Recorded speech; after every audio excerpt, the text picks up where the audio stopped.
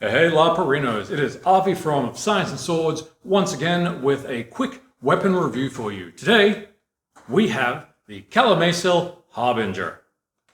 This is my first time seeing one up close and personal, so let's have a look. Right from the get-go, I'm once again really impressed by the mold quality and the design work that has gone into Calimacil's weaponry. They've clearly gone to a huge amount of effort to put in a whole bunch of medieval symbology and design, but with a modern aesthetic. We see details such as the Pale Rider horse, the Grim Reaper, and of course, the King in Repose.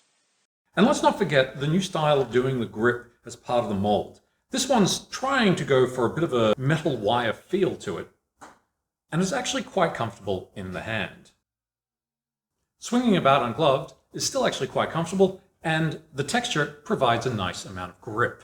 Coming in at just under 600 grams and at 108 centimeters, it's a pretty decently well-balanced sword as far as LARP blades go. Most of the weight is actually here in this section of the hilt, and if you do the wanky balance point thing, it's not too far from the crossguard.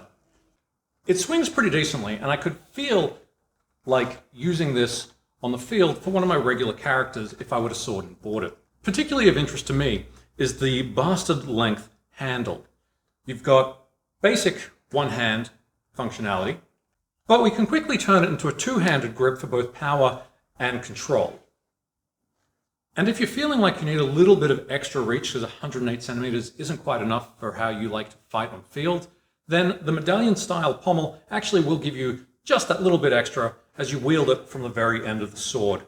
It's going for the thinner style edge, not quite as thin as some of the licensed properties such as the Destiny Titan, but still relatively realistic in terms of how thin the blade should be.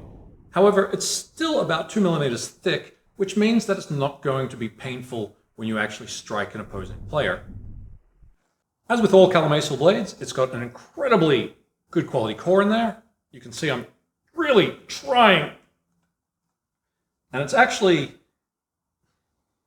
it would be possible to break this if I were to be putting in an extreme amount of effort, but again, we're talking about the kind of force that is going to get you red carded from play. Once again, Calimacil has another offering which leaves me quite impressed. So this is definitely something that I could potentially see in my own personal collection, but hopefully I will see it out there with you on the battlefield.